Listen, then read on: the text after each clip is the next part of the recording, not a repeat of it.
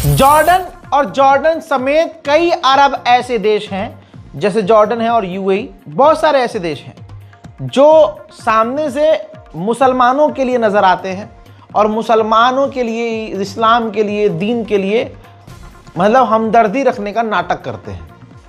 लेकिन कई मोड़ पर कई सारे मुस्लिम देश खुले हैं, उनकी असलियत दुनिया के सामने आई है। जॉर्डन कई बार एक्सपोज हुआ है। आज फिर सुन लीजिए, बल्कि मैं कह रहा हूं मिडिल ईस्ट आई की ये रिपोर्ट पढ़ लीजिए। भाई, Jordan Israeli data gathering software इस्तेमाल कर रहा है एक्टिविस्ट पर नजर रखने के लिए। जॉर्डन के अंदर हाल फिलहाल में फिलिस्तीन के लिए, गाजा के लिए जो लोग प्रदर्शन कर रहे हैं, भाई उन पर नजर रखी जा रही है, उनको गिरफ्तार भी किया गया है। और जो जॉर्डन के अंदर एक्टिविस्ट हैं, उन पर नजर रखने के लिए इजराइल के द्वारा बनाया गया स्पेशल सॉफ्टवेयर इस्तेमाल कर रहा है जॉर्डन एक्टिविस्ट पर नजर रखने के लिए। अब आप बताइए, जॉर्डन इजराइल का साथी है कि नहीं? हजरात, जॉर्डन के ही बेस पर अमेरिका ने ईरान के खिलाफ अपने फाइटर जेट तैनात किए हुए हैं। अब आप बताइए कि इजराइल के साथ जॉर्डन है कि नहीं? हजरात, जॉर्डन ने इजराइल के साथ अग्रीमेंट किया हुआ है, अब्राहम अकॉर्ड में शामिल है और किसी भी हालत में जॉर्डन इजराइल का विरोध यानी आलोचना नहीं करता है। तो अब आप बताइए कि जॉर्डन इजराइल का साथी है कि नहीं? कहना यह चाहिए कि जॉर्डन पूरी दुनिया के मुसलमानों का गद्दार है। हजरात, गाजा के लिए जो बोर्ड बनाया गया है ट्रंप के द्वारा, दोस्तों बोर्ड ऑफ पीस नाम से, उसके अंदर 3 साल के लिए कोई भी देश $1 बिलियन देकर शामिल हो सकता है। दोस्तों, कई सारे देशों ने साइन कर दिया है और वो राजी हो गए हैं और ट्रंप के इस प्लान में पैसा देकर शामिल होने को राजी हैं। साइन हो चुका है, साइन आप देख लीजिए, जिसके अंदर Bahrain, Morocco, Argentina, Armenia, Azerbaijan, Bulgaria, Hungary, Indonesia, Jordan, Kazakhstan, Kosovo, Pakistan, Paraguay, Qatar, Saudi अरब, तुर्की, यूएई, उज्बेकिस्तान, मंगोलिया।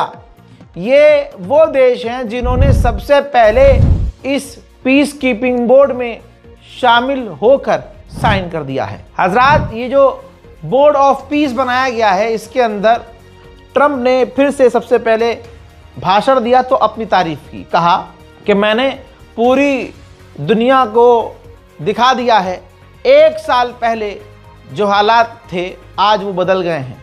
आज अमीर हैं, सब अमीर हैं और सुकून है, दुनिया में शांति है। 1 साल पहले ऐसा नहीं था। मैंने दुनिया में 8 से 9 जंगों को रुकवाया, जिसमें न्यूक्लियर वॉर भी हो सकती थी भारत और पाकिस्तान के बीच। मुझे काफ़ी ऑनर मिला, इज्जत और सम्मान महसूस हुआ जब पाकिस्तान के प्रधानमंत्री ने खुद कहा मुझसे कि आपने जंग रुकवाकर 2 मिलियन लोगों की जान बचाई। Today the world is richer, safer and much more peaceful than it was just 1 year ago. We put out all those fires. A lot of people didn't know, including me, that some of those wars were going on. We were very happy to stop the war that had started with India and Pakistan, 2 nuclear nations. And I was very honored when the Prime Minister of Pakistan said President Trump saved 10 and maybe 20 million lives by getting that stopped just before bad things were going to happen. Donald Trump ने इसके बाद धमकी ये भी दी Hamas को कि अगर Hamas ने हथियार नहीं डाले तो उनके साथ बहुत बुरा होगा। इसके बाद डोनाल्ड ट्रंप के दामाद ने ये पूरा गाजा का प्लान पेश किया, जिसके अंदर आप देख सकते हैं कि गाजा के अंदर इमारतों को बनाने का पूरा प्लान है। किस तरह से एक देश को बर्बाद करके अब वहां पर नौटंकी रची जा रही है कि हम बिल्डिंग बनाएंगे, हम इमारतें बनाएंगे। हजरात, एआई से जनरेटेड और आधुनिक एडिटिंग तकनीक का इस्तेमाल करके बनाया गया है, दिखाया गया है वीडियो के अंदर डोनाल्ड ट्रंप के दामाद के द्वारा कि हम गाजा में इमारतों को बनाएंगे।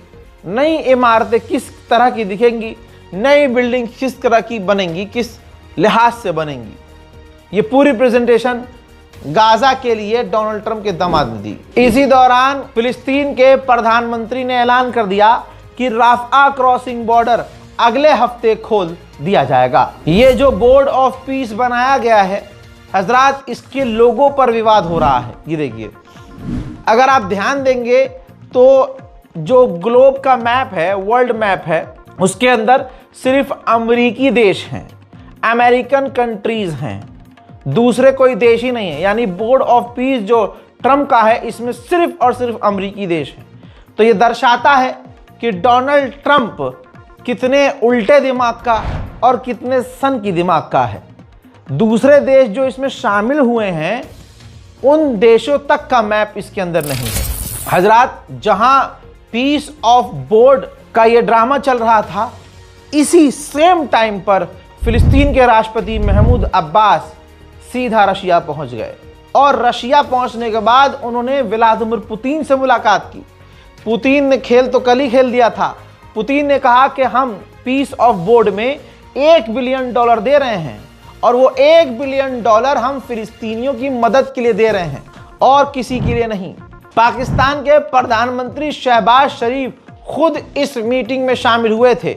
ये जो बोर्ड ऑफ पीस बना है उसमें खुद जाकर शामिल हुए। हजरात, 60 देशों को इनवाइट किया था डोनाल्ड ट्रंप ने, जिसमें 20 ही देश गए हैं और इस बोर्ड ऑफ पीस में शामिल हुए हैं, जिसमें भारत को भी इनवाइट किया था ट्रंप ने, लेकिन भारत शामिल नहीं हुआ है। वहीं इजराइल के आतंकी हमले में जो पत्रकार, 3 पत्रकार मारे गए, हजारों की तादाद में फिलिस्तीनियों ने उनके जनाजे में हाजिरी दी। इसके अलावा इजराइल रुका नहीं, इसके अलावा भी इजराइल ने बमबारी की गाजा के ऊपर, जिसमें 4 सिविलियंस मारे गए हैं। और मेरे दोस्तों, जरा ये बिफोर आफ्टर देख लीजिए। येलो लाइन को और बढ़ा दिया है इजराइल ने, यानी भाई आधे से ज्यादा यानी 70% गाजा पर उसका कब्जा है और उसने लाइन खींच दी येलो। अब येलो लाइन को वो धीरे धीरे और आगे बढ़ा रहा है।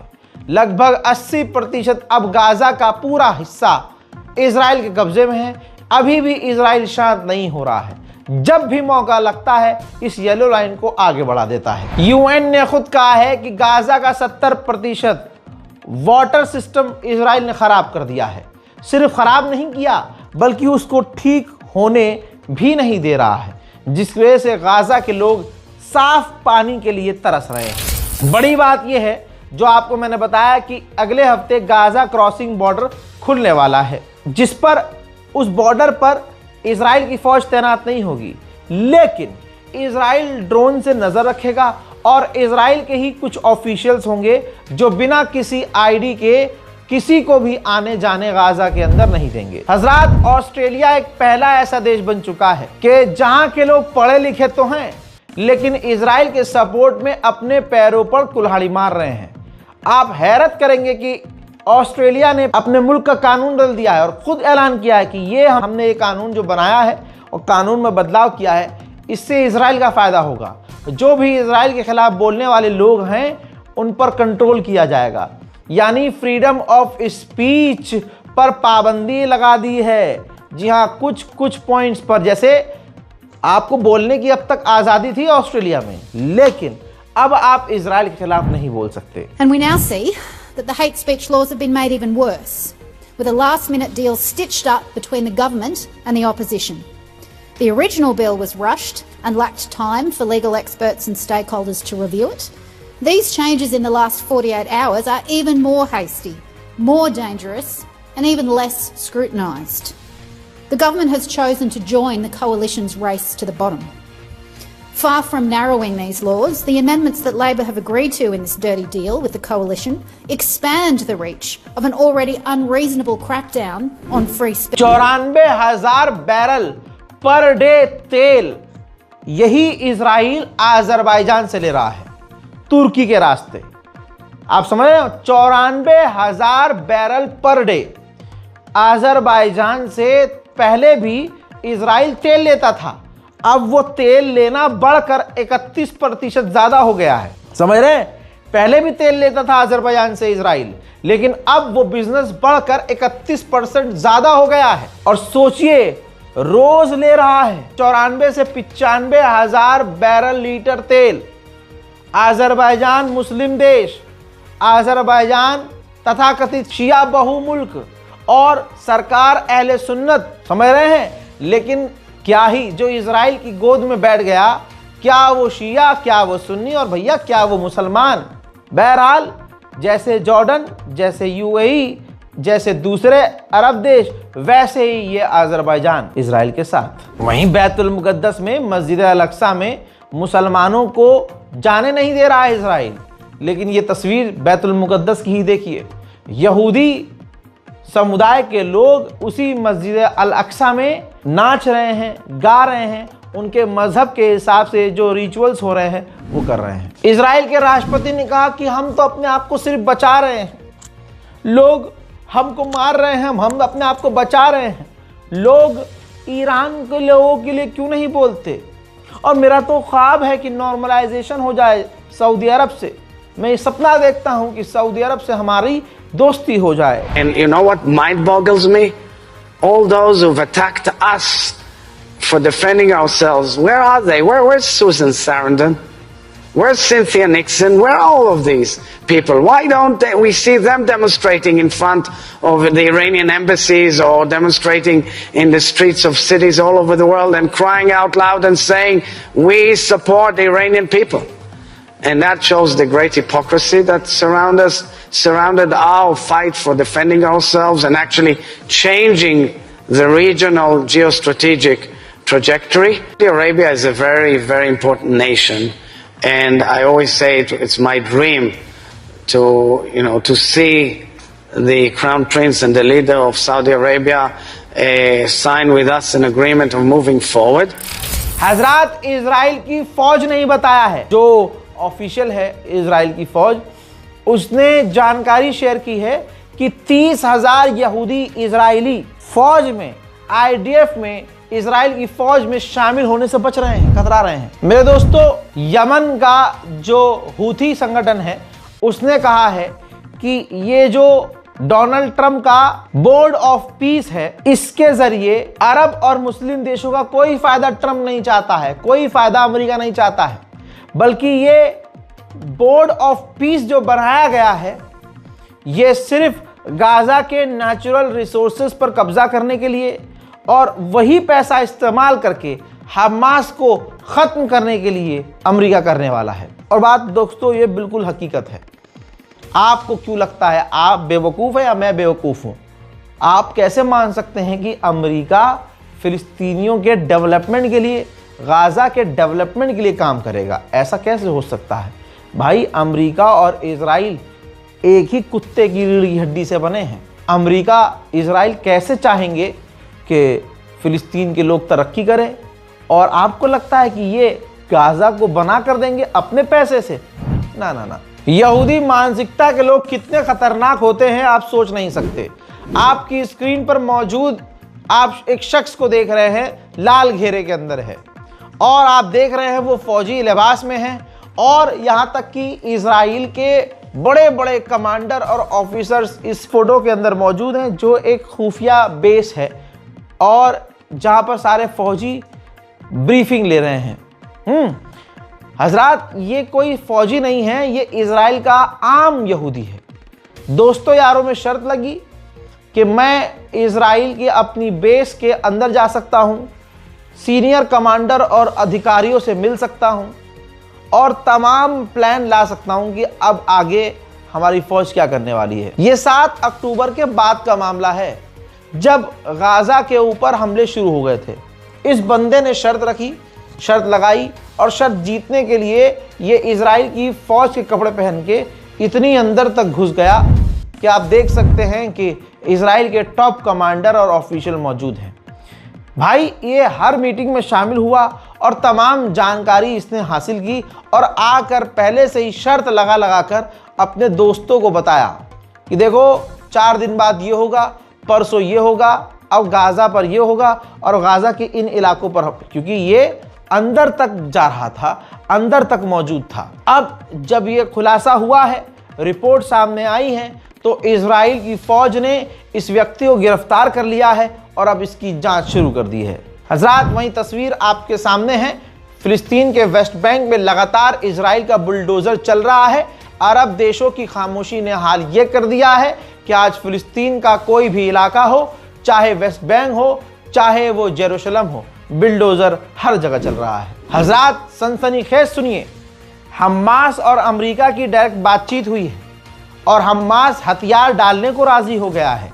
सिर्फ हथियार नहीं डालेगा हमास, बल्कि उसके टनल्स जहां जहां हैं वो खुद अपने मुंह से वो टनल्स बता देगा अमेरिका को। लेकिन इसके बदले अमेरिका हमास को पॉलिटिकल पार्टी में तब्दील कर देगा, यानी पॉलिटिकल पार्टी मानेगा। हमास ने कहा है कि आप हमें लड़ाकू संगठन छोड़िए, आप हमें एक पॉलिटिकल पार्टी मानिए, हम पॉलिटिकल पार्टी में कन्वर्ट हो जाएंगे और अपने हथियार डाल देंगे और अपनी जानकारियां भी शेयर कर देंगे।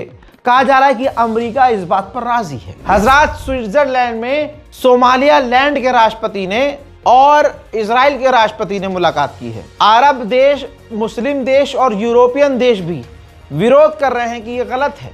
इजराइल को सोमालिया लैंड को मान्यता नहीं देनी चाहिए, अमेरिका ने भी नहीं दी है। लेकिन आप देखिए, इजराइल के विदेश मंत्री, इजराइल का प्रधानमंत्री, यहां तक कि अब तो इजराइल का राष्ट्रपति जाकर डायरेक्ट मिल रहा है सोमालिया लैंड के राष्ट्रपति से। इजराइल नुकसान में भी चल रहा है। हाँ, ये भी याद रखिएगा, जो इजराइल की खुद की कंपनी है दो, एक IAI और दूसरी है राफेल। ये दो कंपनी है इजराइल की जो सबसे खतरनाक और मजबूत एयर डिफेंस सिस्टम बनाती है, जो आयरन डोम भी बनाती है। इसके शेयर्स बेचने की तैयारी में है इजराइल। तो आप समझ सकते हैं कि अंदर से इजराइल खोखला हो रहा है। मोहम्मद खलील नाम के एक अल्जीरियन व्यक्ति थे, नौजवान थे, जो फिलिस्तीन के लिए अमेरिका में रहते हुए प्रदर्शन कर रहे थे, जिन्हें अमेरिका ने गिरफ्तार कर लिया था। अब मोहम्मद खलील को अल्जीरिया डिपोर्ट करने की तैयारियां ट्रंप सरकार पूरी कर चुकी है। लेकिन डोनाल्ड ट्रंप के इस फैसले पर मोहम्मद खलील को अमेरिका से निकालने पर बयान देते हुए उछलकर ट्रंप के मुंह पर लात ममदानी ने मारी है। ममदानी ने खुला खुला बोल दिया है, कहा कि न्यूयॉर्कर हैं मोहम्मद खलील, उनको न्यूयॉर्क से नहीं निकाला जाएगा, वो न्यूयॉर्क में ही रहेंगे। Mahmoud Khalil is a New Yorker. He should remain in New York City. We have seen this attack on him as part of a larger attack on the freedom of speech that is especially pronounced when it comes to the use of that speech to stand up for Palestinian human rights. And I will make that clear to everyone, and I have said it time and again, that he deserves to stay in this city. He deserves to be in the city just like any other New Yorker. उधर दोस्तों, Egypt और Saudi अरब एक अच्छा काम कर रहे हैं। Egypt की सरकार और सऊदी अरब की सरकार लीबिया की गवर्नमेंट पर तगड़ा प्रेशर बना रहे हैं कि आप यूएई को रोको कि सूडान के अंदर यूएई आतंकवादियों को, आरएसएफ को हथियार देना, सपोर्ट देना बंद करे। उधर डोनाल्ड ट्रंप ने अपनी तारीफ फिर करी और कहा कि सीरिया में मैंने बहुत अच्छा काम किया है। आप आज सीरिया में स्टेबलाइजेशन देख सकते हैं और जो जोलानी है वो बहुत स्ट्रॉन्ग गाय है। Mr. President, with your support to the Syrian government, most probably you avoided another civil war and a bloodshed in Syria, especially after the fall of the regime. I did a good job.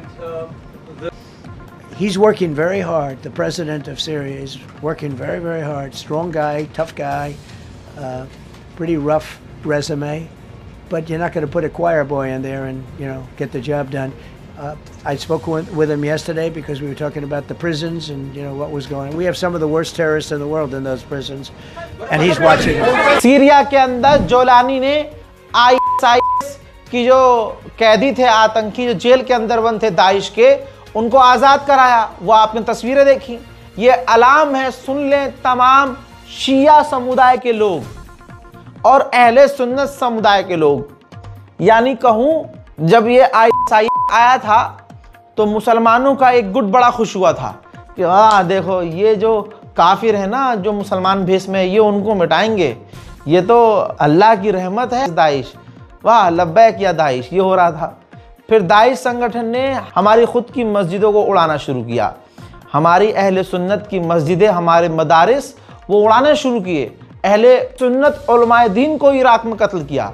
तब जाकर हमें अकल आई, अरे यार नहीं, ये तो America का प्लान है भाई, ये तो अमेरिका का खेल है भाई बड़ा गंदा। जब हमारा नुकसान हो गया तब हमें एहसास हुआ ये तो हमारा बेगैरतीपन है। हम आपस में इतना लड़ते हैं कि आज देखिए पूरी दुनिया में मुसलमान हर जगह पिट रहा है। हम आपस में लड़ लड़ के कमज़ोर हुए पड़े हैं भाई। अब सुनिए, जोलानी की फौज ने कुर्द के इलाके पर, जहां पहले कुर्द का कंट्रोल था, कब्जा किया और जहां जहां आतंकी कैद थे सबको आज़ाद करा दिया। रिजल्ट आपकी स्क्रीन पर है, ये देखिए भाई। कई इलाकों में सीरिया के अंदर ही आईएस ने अपना झंडा लहरा दिया है।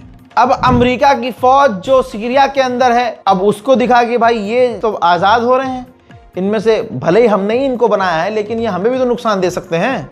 तो अब 7,000 आतंकवादियों को जो दूसरी जेलों में अभी बंद थे, उनको अमेरिकी फौज वहां से निकालकर इराक की जेल में ट्रांसफर कर रही है। अब इराक वही देश है जहां पर इस आईएस ने सबसे ज्यादा तबाही मचाई थी। अब इराक को जैसे ही ये दिख गया कि दाइश के आतंकवादी आजाद हो रहे हैं और जोलानी ने आजाद कर दिए हैं, तो फौज बॉर्डर पर, सीरिया के बॉर्डर पर इराक अपनी तैनात कर रहा है ताकि आतंकी उसके मुल्क में घुस न जाएं। वहीं रूस ने सीरिया के अंदर अपनी सेना के लिए कार्गो जहाज से हथियार भेजे हैं। उधर अमेरिका पूरी तरह से सीरिया से निकलने की तैयारी में है।